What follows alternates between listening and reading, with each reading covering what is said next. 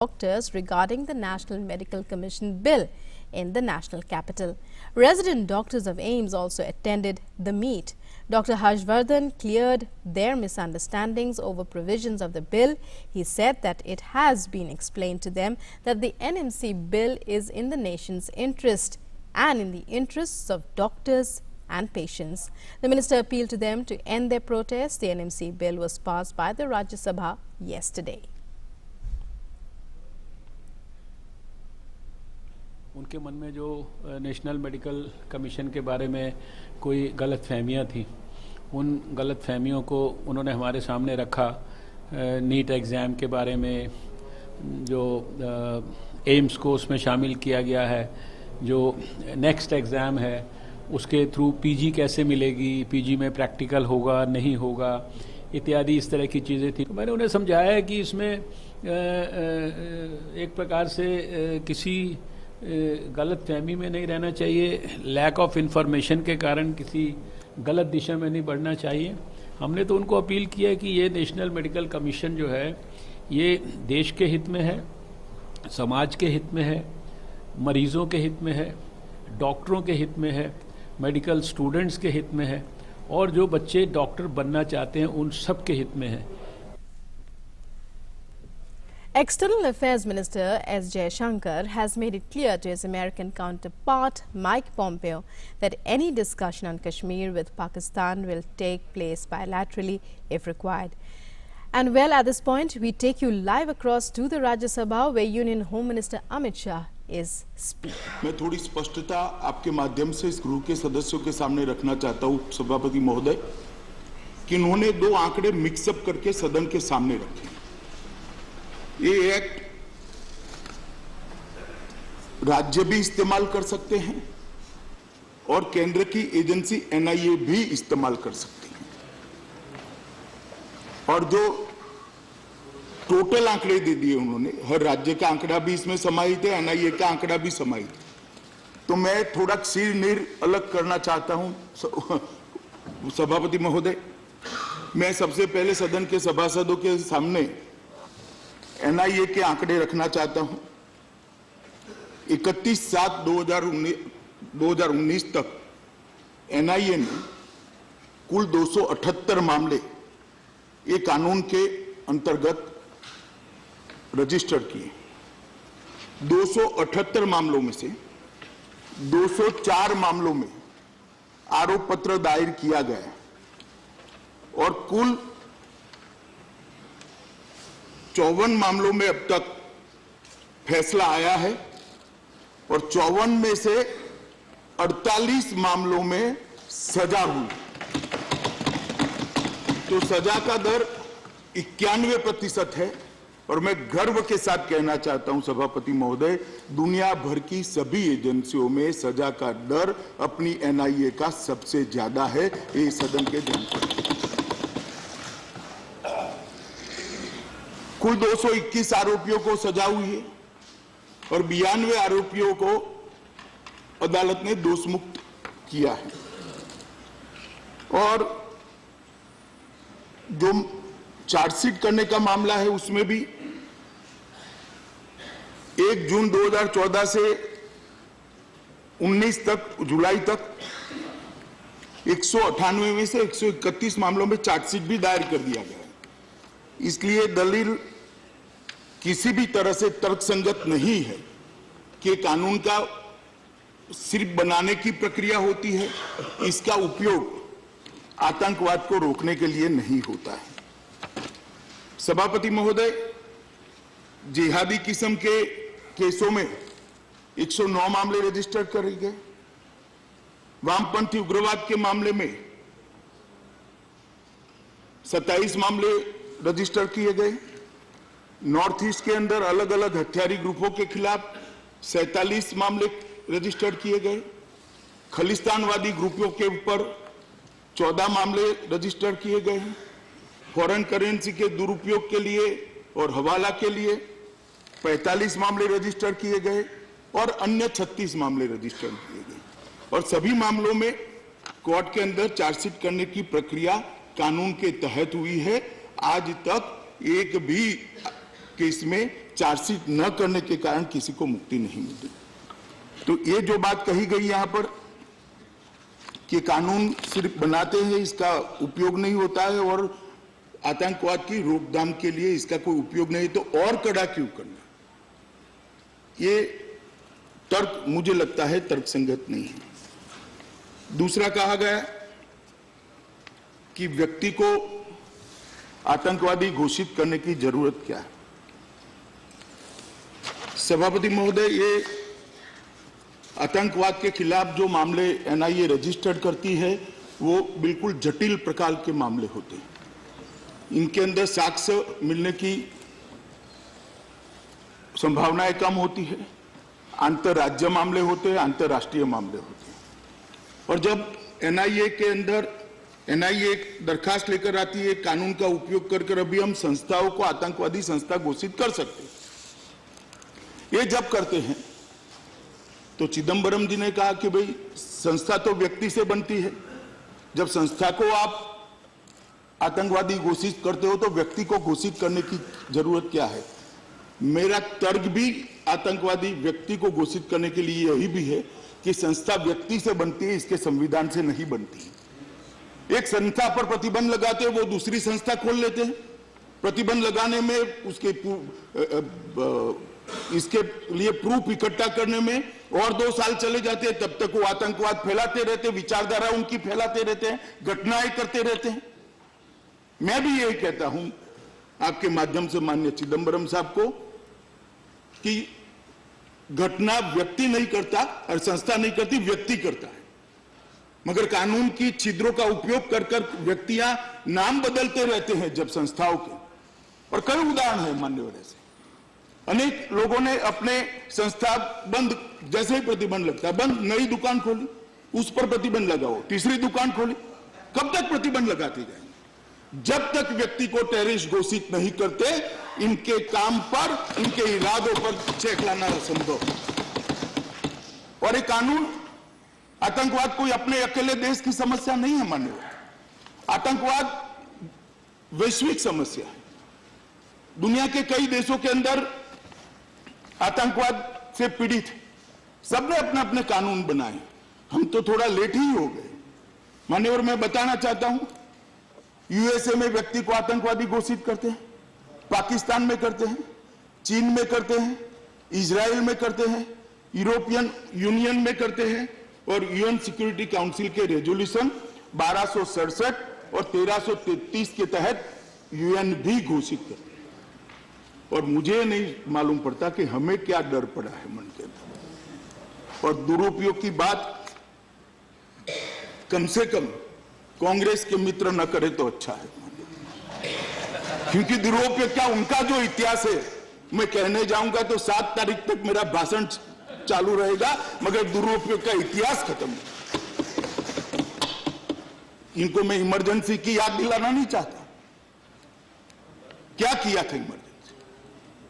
देश के सभी अखबारों पर ताले, दूरदर्शन सरकार का सारे गम गाता था, और सारे के सारे नेता जेल के अंदर 19 महीने तक, किसी को कोई लोकतंत्र देश के अंदर रहा नहीं था।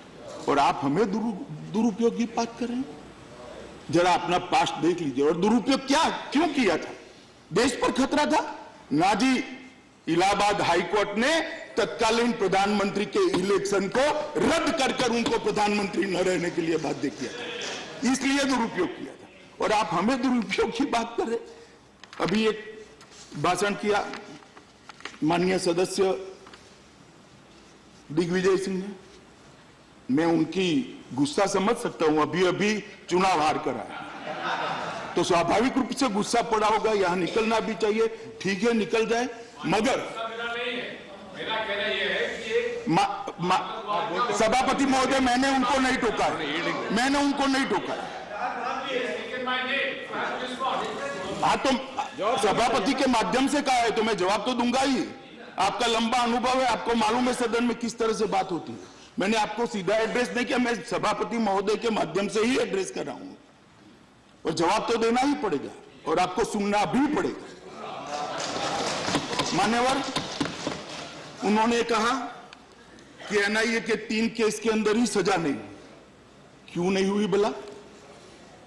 मैं बताना चाहता हूं इस सदन को क्यों नहीं हुई। ये तीनों मामलों में पॉलिटिकल वेंडेटा के आधार पर एक धर्म विशेष को आतंकवाद के साथ जोड़ने का प्रयास किया। मैं बताता हूं मान्यवर, मान्यवर में नहीं जाएगा ये समझौता एक्सप्रेस, मान्यवर मैंने आगे कहा था यहां पर समझौता एक्सप्रेस में पहले कोई आरोपी पकड़े गए, बाद में अचानक लगा कि चुनाव साथ में आता है, कुछ संस्थाओं पर आरोप लगाना है, एक धर्म विशेष पर आरोप लगाना है, आतंकवाद को एक कलर से पेंट करना है, तो समझौता एक्सप्रेस के पकड़े गए लोगों को छोड़ा और नकली मामला बनाकर समझौता एक्सप्रेस के आरोपियों को पकड़ने का काम किया। मान्यवर ये कह रहे हैं कि क्यों छूट गए। कोर्ट का जजमेंट जरा पढ़ लीजिए, क्यों छूट गए। क्योंकि एनआईए कोई साक्ष्य खड़ा नहीं कर सकी। और आप कहोगे कि हमने सत्ता में आकर करा। मैं ये भी मामला स्पष्ट कर देना चाहता हूं मान्यवर, समझौता एक्सप्रेस का चार्जशीट 2013 में हुआ, 2012 9 अगस्त 2012 में हुआ, पूरक चार्जशीट 12 जून 2013 में हुआ। हमने तो सिर्फ आर्ग्यूमेंट्स करे, साक्ष्य तो चार्जशीट के अंदर रख दिया आपने, जांच पूरी कर दी और वो जांच के अंदर जज को भी कुछ नहीं मिला, तब जाकर बरी हुए हैं। जवाब तो आपको देना है मान्यवर, उनको देना है जो आरोप आज लगा रहे हैं कि ये आरोपी अगर निर्दोष थे तो बम धमाका करने वाले को क्यों छोड़ दिया गया। किसका गुनाह है, छोड़ने का काम किसने किया, किसने पॉलिटिकल एजेंडा ले गए। इसी तरह से मक्का मस्जिद का भी चार्जशीट हमने नहीं किया सर, चार्जशीट उन्हीं के समय में हुआ है और आर्ग्यूमेंट भी उन्हीं के समय में हुए। मान्यवर आप किसी को भी कोई आरोप करते हैं तब कम से कम इसके पीछे बैकग्राउंड क्या है अगर सोच लेते तो आज मुझे लगता है कि ये बात उनको कहने का मौका नहीं मिलता। मान्यवर जहां तक व्यक्ति को टेररिस्ट घोषित करने का सवाल है, मैं एक उदाहरण सदन के सामने रखना चाहता हूं जिसे क्यों उपयुक्त है वो सदन के सभी सदस्य अच्छे से समझ जाएंगे। इंडियन मुजाहिदीन का आतंकवादी यासीन भटकल कई मामलों में 2009 से वांटेड था मान्यवर, और उसके बाद कलकत्ता पुलिस ने उसको पकड़ा। इसने अपना फर्जी नाम दिया, चेहरा निशान कुछ था नहीं और उसको छोड़ दिया, उसकी जामीन हो गई और वो वहां से निकल गया। अगर 2009 में यासीन भटकल को टेररिस्ट घोषित कर दिया होता तो देश के सारे पुलिस स्टेशनों में, सारी एजेंसियों में उसका फोटो भी होता, फिंगरप्रिंट्स भी होते और पूरी डिटेल होती और यासीन भटकल वही कलकत्ता की पुलिस से एनआईए की जद में आ गया हो। मान्यवर ये जो हम घोषणा कर आए इसमें ह्यूमन राइट का भी कुछ लोगों ने सवाल उठाया, कुछ सदस्यों ने सवाल उठाया कि भाई किसी भी व्यक्ति को आप आतंकवादी घोषित कर दोगे, बात में क्या है। ऐसा नहीं है। इसके लिए अपील के लिए सरकार की कमेटी बनी है, एक दलीलाई सरकार की कमेटी तो आपकी ड्राइंग रूम कमेटी है। मैं बताना चाहता हूं ये नरेंद्र मोदी की सरकार है, कांग्रेस की सरकार नहीं है। हमारे यहाँ सरकारी कमेटियां अच्छे तरीके से काम करती है। फिर भी इसके बाद रिव्यू कमेटी, इसमें अपील होती है। इसके चेयरमैन हाईकोर्ट के सेवानिवृत्त जज या मुख्य न्यायाधीश होते हैं और ये रिव्यू कमेटी एक क्वासा जुडिशियल प्रोसीडिंग्स है। इसके अंदर भी इसके खिलाफ अपील हो सकती है और उसके बाद में हाई कोर्ट और सुप्रीम कोर्ट में अपील होती है। तो घोषित कर दिया इसका मतलब ये नहीं है कि अंतिम ठप्पा लग गया, किसी के मानव अधिकार का उल्लंघन नहीं होने वाला है। 4 स्टेज पर इसकी स्क्रूटिनी का प्रोविजन हम मान्यवर लेकर आए हैं और इसलिए मैं कहना चाहता हूं इस पर किसी ने शंका रखने की जरूरत नहीं है। मान्यवर सरकारी एजेंसियों को इतनी सारी शक्तियां देना, इसका पॉलिटिकल दुरुपयोग, काफी सदस्यों ने इसकी शंका व्यक्त करी है। इसके अंदर यूपीए में जो संशोधन लेकर आए हूं मान्यवर, उसमें आतंकवादी कब घोषित कर सकते इसकी व्याख्या की है। ऐसा ही नहीं है कि किसी को कर देंगे। माननीय सदस्य दिग्विजय सिंह ने कहा कि मुझे ही घोषित कर देंगे। कहा ही है रिकॉर्ड पर। मैं आपके माध्यम से उनको कहता हूं, मैं आश्वस्त करता हूं, अगर कुछ नहीं करोगे तो कुछ नहीं होगा। इन्होंने मान्यवर उन्होंने कहा कि सबसे पहले मुझे ही कर देंगे, और उन्होंने कहा आश्वासन देना चाहिए। You are speaking without my permission. It will not go on record. Please. It will not go on record. Digvijay जी सुनिए, अब सुनने का समय। What is this? सभापति महोदय, उन्होंने तो You have spoken. They did not disturb you. न जरा भी नहीं किया सर, जरा भी नहीं किया। This is not the way. You are not supposed to respond without my permission. Nobody is supposed to respond. मान्यवर, उन्होंने कहा उस वक्त उप सभापति महोदय चेयर में बैठे थे, उन्होंने कहा कि गृह मंत्री आश्वस्त करे, तो मैंने कर दिया उनको आश्वस्त। इसमें बुरा लगने का कोई कारण नहीं है। आतंकवादी कम घोषित होना चाहिए। आतंकवादी काम करता है या उसको इसमें आतंकवादी गतिविधियों में भाग लेता है, आतंकवाद के लिए तैयारी करने में मदद करता है, आतंकवाद को अभिवृद्धि कराने में इसकी कार्य योजना बनाते हैं, और आतंकवादी संस्थाओं में, घोषित आतंकवादी संस्थाओं में संलिप्त है। मुझे लगता है 4 जो बिंदु तय किए गए हैं, इसकी परिधि के अंदर ही एक आतंकवादी घोषित करने की प्रक्रिया होने वाली है, और उसमें मुझे लगता है किसी को आपत्ति नहीं होनी चाहिए माननीय सभापति महोदय।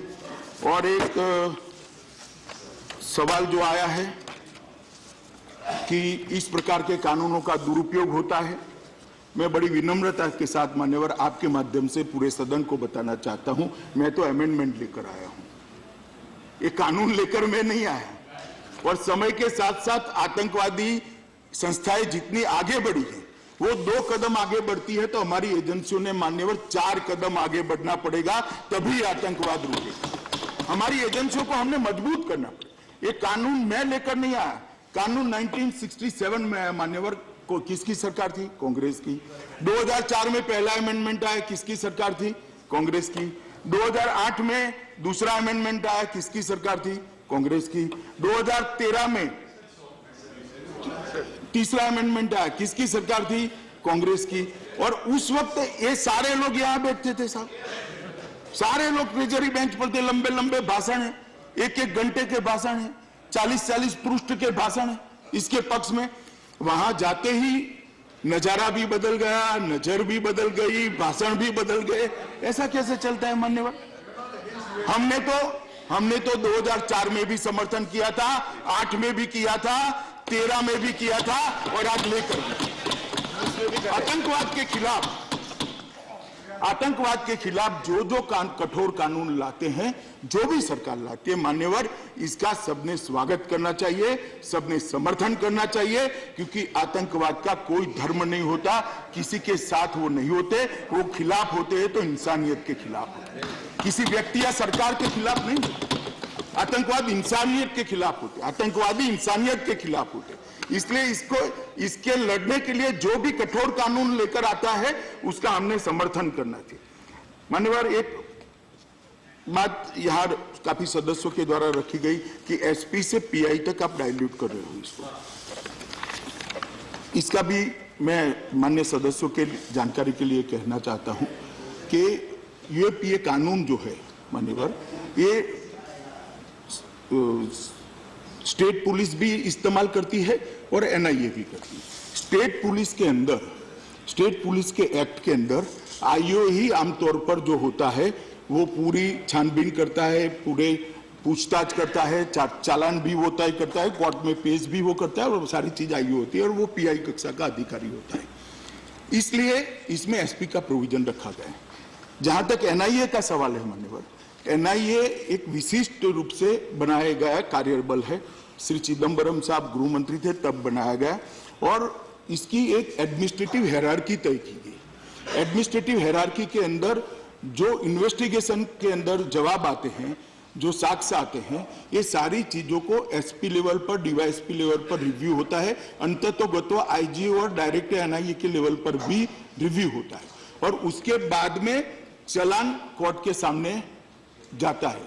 तो जो स्टेट पुलिस है, इसके काम करने के नियम और मानक अलग है, एनआईए के काम करने के नियम और मानक अलग है। और मान्यवर, तकलीफ क्या होती है, जो एनआईए को दिक्कत क्या आती है, वो भी मैं सदन के सामने रखना चाहता हूं। 298 केस है, करीब 30 के आसपास एसपी है, मुझे एग्जैक्ट आंकड़ा मालूम नहीं, एक आध दो इधर उधर हो सकता है, 30 के आसपास एसपी है। चालान करने तक जब एनआईए नहीं बनी तब तक तो ठीक था, अब केस कोर्ट में आ गए। जो आईओ होता है उसने कोर्ट में उपस्थित रहना पड़ता है मान्यवर, और 30 एसपी, एक सेकंड, बाद में सवाल पूछा मैंने, और 30 एसपी जो है मान्यवर, वो पूरे देश में बिखरी हुई कोर्टों के अंदर उपस्थित होने में दिक्कत आती है, इसलिए ये पीआई कक्षा के अधिकारी को ये अधिकार दिया है। परंतु जो महत्वपूर्ण फैसले हैं एनआईए की रिव्यू मीटिंग के अंदर भी ही होते हैं। एनआईए ने इस प्रकार का अपना एक एडमिनिस्ट्रेटिव खाका तैयार किया है, इसके अंदर होता है। तो मुझे लगता है कि इससे कोई डाइल्यूजन इन्वेस्टिगेशन के अंदर होने की संभावना बहुत कम, एक सब चीजों का जवाब दूंगा भाई, संभावना बहुत कम है। और मान्यवर, इससे ये अमेंडमेंट करने से केस चलने की गति में काफी बढ़ोतरी हो, द्रुत गति से केस चल पाएंगे, क्योंकि पीआई उपलब्ध होते हैं। 30 एसपी इतने सारे राज्यों में उपलब्ध होना असंभव है डे टू डे हियरिंग के अंदर। दूसरा आया कि भाई आप एनआईए के डीजी को अधिकार दे रहे हो, स्टेट के डीजी को अधिकार छीनकर।